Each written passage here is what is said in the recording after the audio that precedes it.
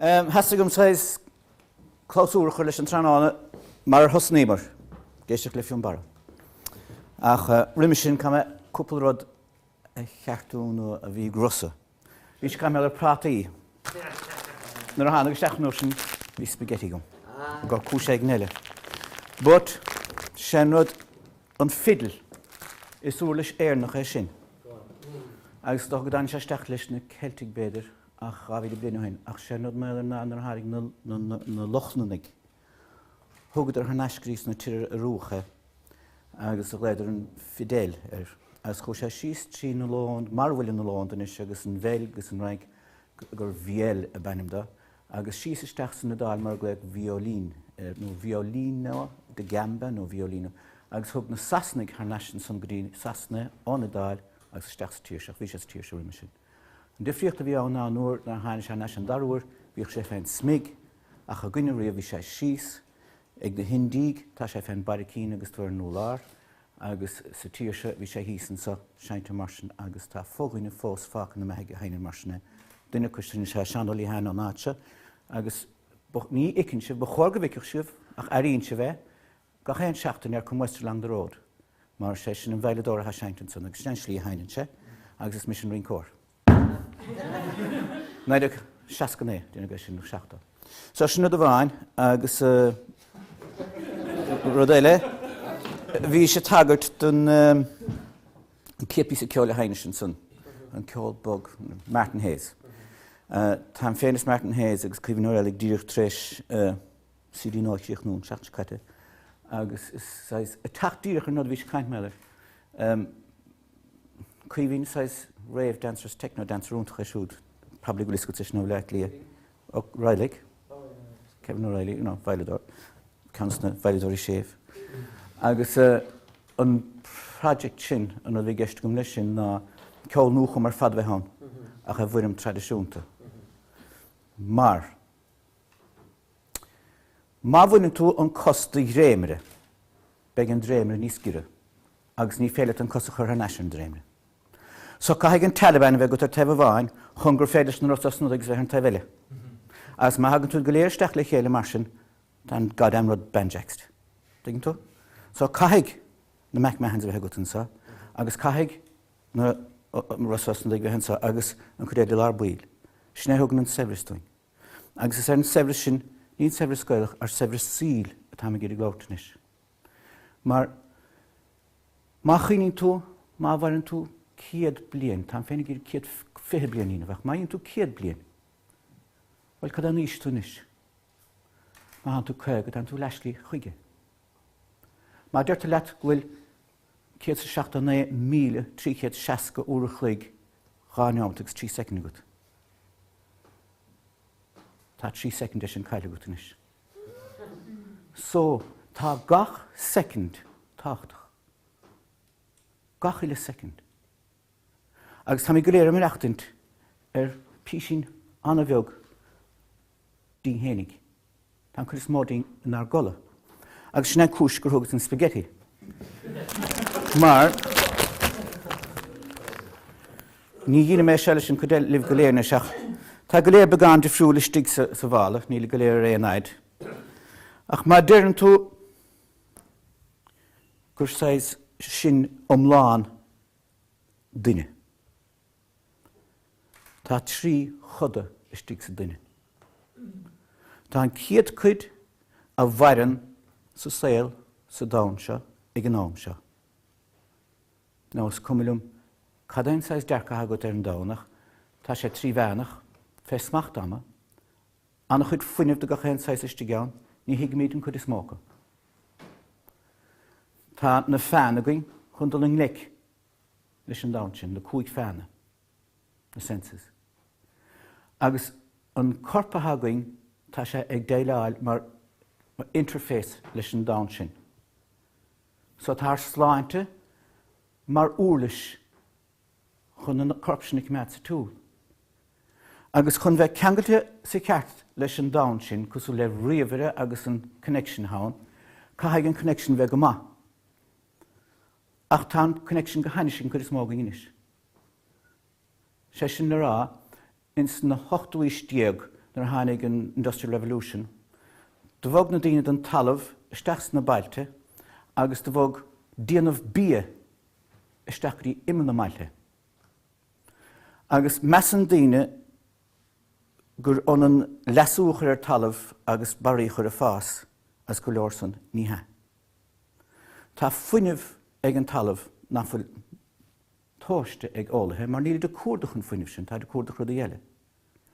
Agus nuair atógadh an bia an uast an talamh sa seanna bhó as a chur isteach an eiclis an cathair, do cathag bia a bhí bog. Da har ag crotan duine chun freistal, mar an obair bhí siús na carach an orsin, bhí sé seasamh bín sin Ionad Ibre in Ionad Bhain agus a gúsáid na lá. So dás an fearr mar sin agus fuair sé ggóil ní lehan.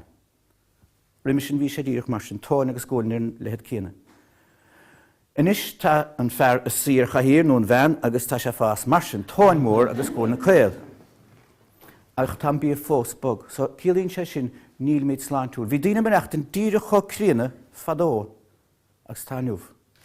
Bhí ben hís an arcaróisian niuh ís neicla óchail, cúpla céad bliana hin agus de fuair sí bás nar hit sí machas crán sílíní ag céad 60 nó daigint. So, bhar daoine annig sin na fadó. So, an rud agam ná, tá an ceangail sin leis an talamh cairiging, agus tá an ceangail sin fíorthachtach. Mar múnlaíonn an ceangail sin an duine. Más átribhach a dúsgurt America tú chuir gas. An rud íon an talamh leat hálann san ná gan íonn sé taiste lídait. Ní anan éon Americánach riamh an éon láthair. Na Cherokee nó na Iroquois nó éanacha san bhí sé bogad timpeall bu leis an talamh iad. Má hénta go America niuh, an tógánach óg Americánach a niuh, tá an rud céanna tarlúntáibh, agus tíonn siad moving house, agus tíonn siad míle síos a chebhhainte ag Iontaoibheile.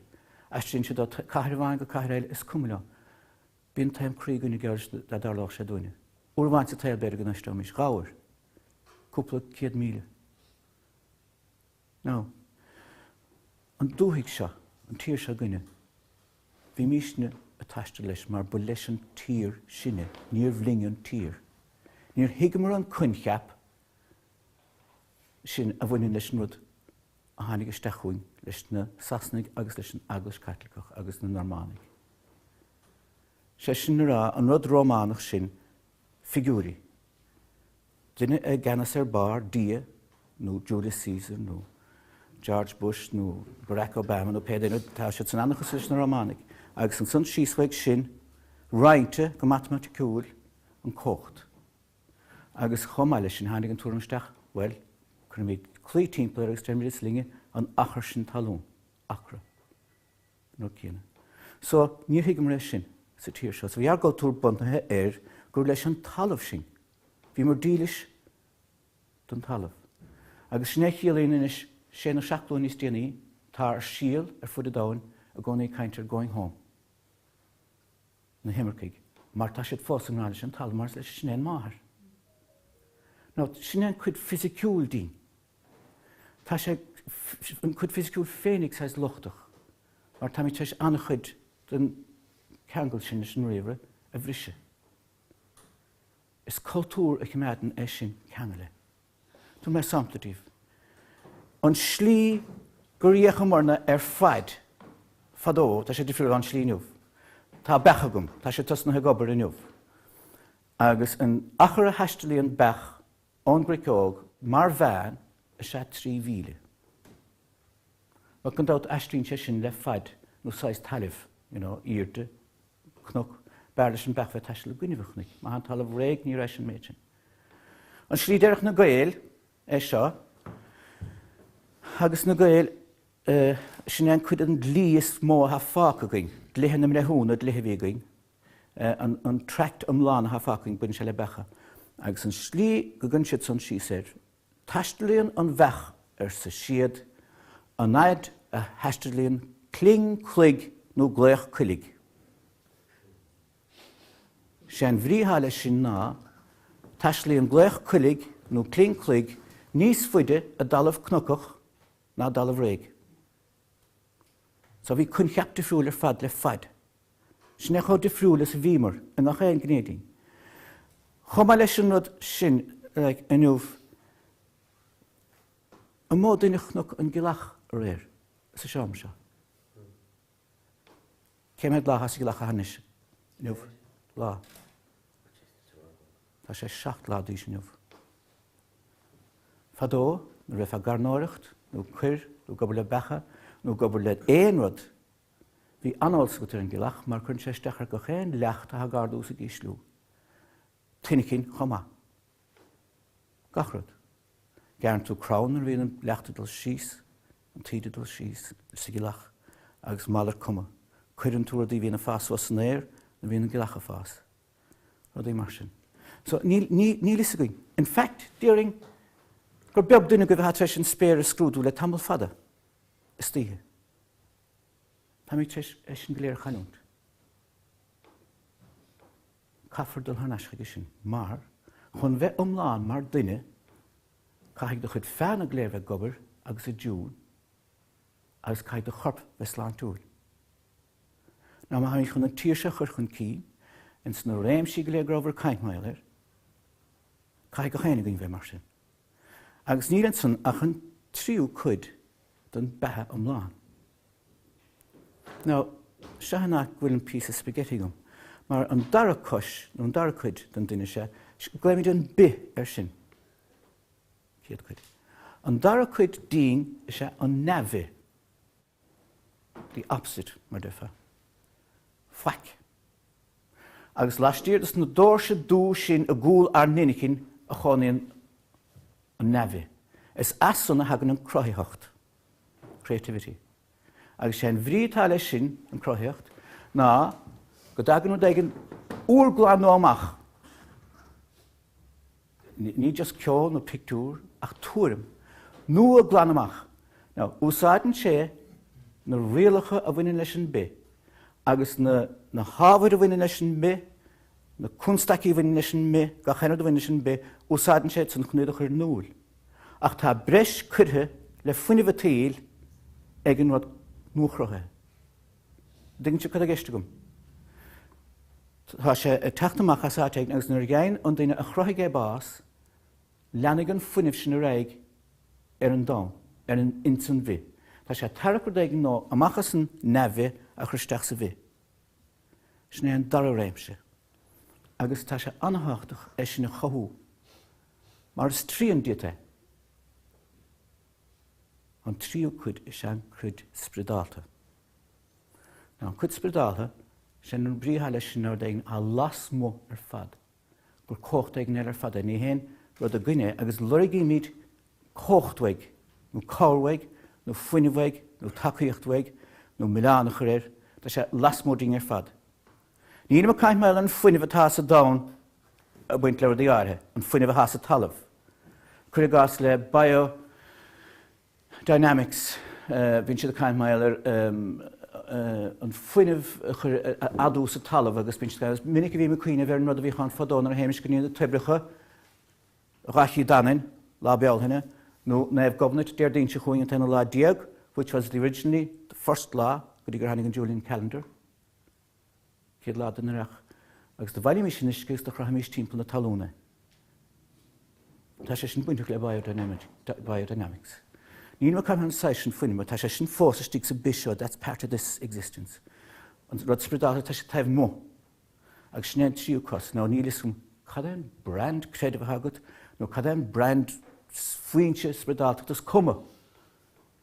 Tá léir bunthe ar an saisró cinna, do luig sé nuh actually fin bhar, an rud a hána tá sé set rialacha ann. Agus is chun tú chur a rucht chun do le déile leis, mar hámpla. Nuair gin is slacht derg, chu sé únarm, neidir soch go chuig go bhróg chun cuioine bhar Carlos Castanedas na seascadaí. As bhí sé gcónaí Caint the separate reality in céad leabhar chu sé amach agus bhí stag na Peadar chun dul reality de friúil. Well, sin says the hardly nuair tú lach derg, nuair na bíon éon bíagat as trí lá gan éon colla, an dar lá tus ní tú hallucinating began. Tá reality de friúil, agus mín tú oscail go dtí rud de friúil. Sne agus tuisgúil na rialacha ráte go leis leat fénig, tá man náid spioradálta, tus hín tú cuardach náid spioradálta. An or cinna le cruch fádric. Nar ína sé sin cúpla bliana hain chumar sósaigh ar bharachnic do bhfuil mar le bhí mar hoscáir brechan, bhí hoscáir brechan le agus do bhfuilas le fermór á túil.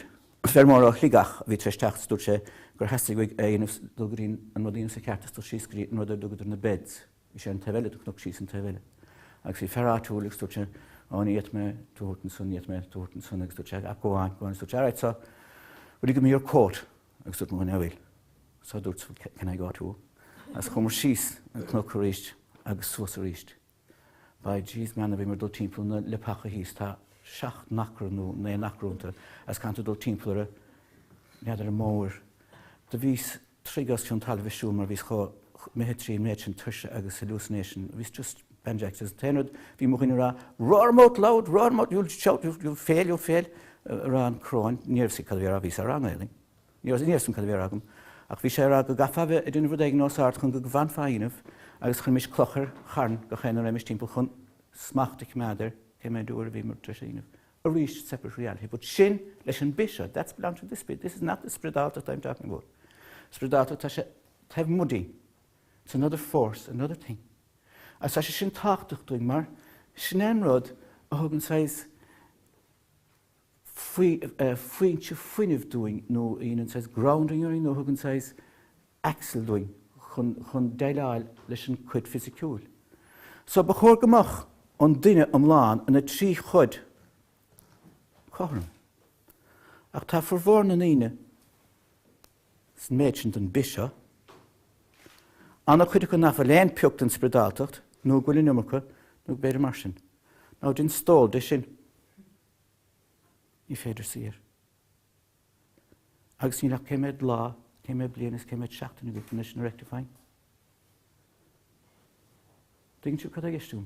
Níl muid im reachtant. Agus an hen túisteach sa bhaile, agus bíon de hepéirgad, as chun tú siúil an telefís.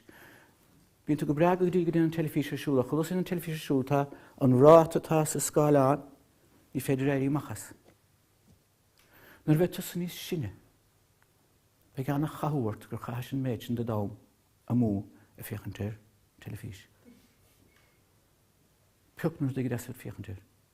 Be gan na chahuairt nar dhéanais rudí chun a héna hebrú. Agus má bhíonn tú treiste héna hebrú I bróig an crothaíocht. A thuaigh an achfindid cuiineh rudí ná chun ta féin a leasú agus do bhaintear a leasú agus do náisiún a leasú agus raigh an cinech an cín. Digann tú catarátú. Len ceist.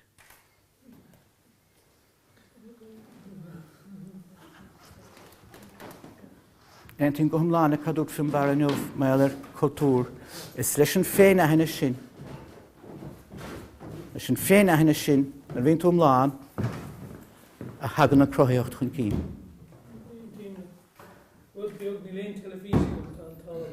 Tá? No, but tá an táile. Agus is bhás chun dó sé sin ar mar buinem leas an taibhile an telefís chama. As tá scalarú bhás a tá sé go fénig. So, go mí magah. Agus mollam go hard an cuin caption in bolg. Sa bblion ghábhíle de chas níos feachtas nó ní feachtasach experiment. Mar agus vís chun dána seach níl tám an tá anna bhórtha maiáir a dechas. Mar níl an caiidán ann a hiile. Tá miléon ceol a techúm atá tris bí mas agus mé bhaint amach sa ceol agus ní féad le ceol a scríb. Is le dulgurí scoil Ealaíonn agus 5 bliana Acadamh Fódhla agus teachtamach agus ní léana tris múidir chun péinte bheasca. Más Iontaoibheas a muinnig a gahatú riamh slosad isteach amála smint agus gaiineh agus a measctú riamh sin. A hon den éimh gad gur féad deilá leis an stiff sin marine sin nó physiciúil sin. Tá míad a muine daoine tá na hoscoilne a cuireamach daoine náfuil an caiidán bunúsach acu. music departments, tá sé do chumach, lads that know everything about a G string in 1550 to 1560 and a mandolin, but no bugger all about writing music. Tá sé mí cheart. Absolutely mí cheart. Nor cenne leis an Ealaíon. Agus nor bhíon daoine brathair, ní leon príomhtaoiseach dom. You need apprenticeship. You need den éigent cíalmhar gur féile ceisna bunúsa chura agus botúna inmh agus go gartáisita. No more this wishy-washy thesis, daddy. Follow me your douche, den in sport. Agus like sin faoi ban Mhuirne go inis. Agus sin puisgur has nímar Acadamh chun nó rangana, just studéir, fólam, scláireacht, feigeamach. Agus dhéanamar rial. Gomach go chéan ábhar tá ceire ábhar an inis ceire scoil, agus dinter studéir go chéan ábhar idir gá airsid an ábhar sin, the two door jams of that subject. So fuinmh, dinter studéir fuinmh, trí sro agus neart. Sro as in flow, agus neart as in strength. Whether it is eiléis, Machnamh, spioradálta, traidisiúnta, doesn't matter sugar, any kind of fuinmh. Didn't read around it dúchas na Gael, mar nína míid idir gealóidir agus alba. Didn't read star, not the usual European model which is top down. Ní den siad réamh who lost the war and what did they do? Agus is scéal sin níochan siad réamh cad a hálas tíir sin a bhíon gortán. Can san dí smó hálas a down, le cúchéad bliana bheith an gorta sin because chuir sé éarnig, cos leis na dúdig ar fud na crinne. As chuir de smacht agus idir riú riata sí ins na tíir an ága léir. Now talk about that. Agus bhí an hiúmcraige sin ar an cultúr has a down a nuamh maidir le carnacht. Mar han sé sin ar anna bhanúsachs na Gael an rud sem méidir catú do náid, de chara, catú fáilte churim éon duine a gánaí chun de hí féinnig. Cantú bheith flahúil.